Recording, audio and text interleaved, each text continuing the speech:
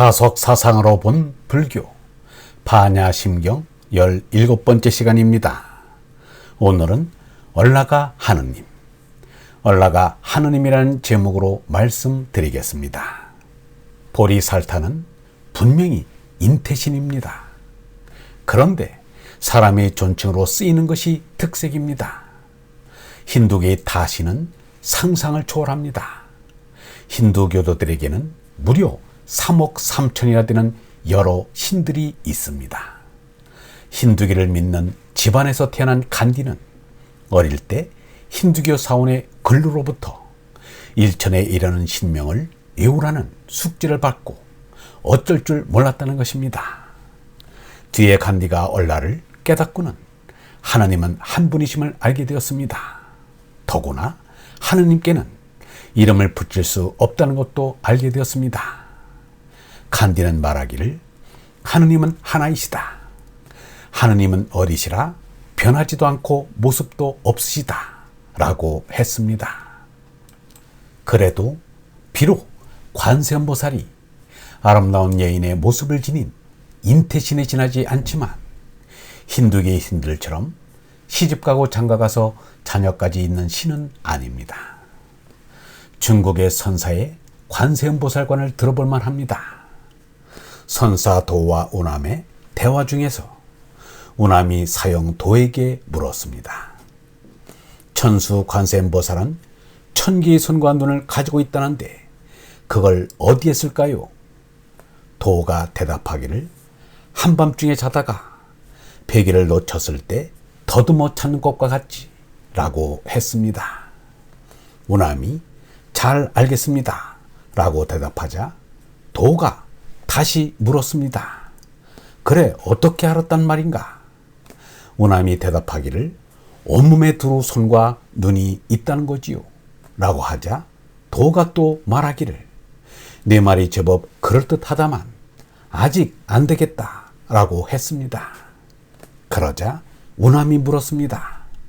그럼 사인께서는 어떻다는 것입니까? 도가 대답하기를 온몸이 그대로 손과 눈이지 라고 했습니다. 온몸이 손과 눈인 관세음보살이면 아름다운 미인일 수 없을 것입니다. 형 이하로는 바람일 것이요 형 이상으로는 성령일 것입니다. 예수는 얼라를 바람과 같다고 했습니다. 그렇다면 관세음보살상을 미인으로 나타내는 것이 잘못된 것입니다. 성령으로 본 것이 잘못이 아님을 간디가 증언해 주고 있습니다. 하느님은 4개의 팔을 가졌다고 하고 1000개의 팔을 가졌다고 한다. 이 모든 것이 단순한 상상임을 나타내는 것이다. 칼릴 지브라는 자기 자신이 1000만의 손을 가지고 싶다고 했습니다. 생명은 얼마나 관대한 것이며 그 모든 선물은 얼마나 귀한 것이냐. 내게 만일 이 강변의 한 줌 모래에 갇혀있는 이 숫기 없는 한 손 대신 1000만의 손이 있어 저 하늘과 땅을 향해 벌릴 수 있다면 얼마나 좋으랴. 쿠마라지바는 어떤 생각으로 관세음보살이라고 옮겼는지 알 수가 없습니다. 세상 사람들의 살려달라는 소리를 들어준다는 생각인지도 모릅니다. 유영문은 이렇게 말하였습니다. 하느님께서 혹시 악을 모르고 계시지 않나 걱정하는 사람이 있을지 모르나 하느님은 다 잘 알고 계시니 조금도 걱정할 것 없다. 우리가 크게 생각해야 할 것은 이 모두가 다 큰 뜻이 있어서 그런 것이고 인생은 결코 악인이 승리하는 것이 아니라는 점이다. 헤르만 헤세는 참 사람이란 세상 소리에서 하느님의 소리를 듣는 관세음이라고 했습니다. 어느 날 시드다라타가 물었다. 당신은 시간이란 존재하지 않는다는 것을 강에서 배운 일이 있소? 바데스바는 그제야 빙긋 웃으며 말했다. 그래요. 시드다라타 당신의 말은 아마 이런 뜻일 거요. 즉 강은 근원에서나 강 어귀에서나 폭포에서나 항상 동시에 있으며 강에는 현재가 있을 뿐 과거나 미래의 그림자가 없다 이러한 말이죠. 그로써 시다라타는 말했다. 그것을 깨닫고 나서 지난 날을 돌이켜볼 때 내 생애도 역시 하나의 강이었소. 만물은 다만 그 본질과 함께 현존할 뿐이요. 시다라타는 며칠이 지나서 장마로 강물이 울부짖으며 넘쳐 흐를 때 그에게 이렇게 말했다. 강은 실로 여러 가지 목소리를 갖고 있어.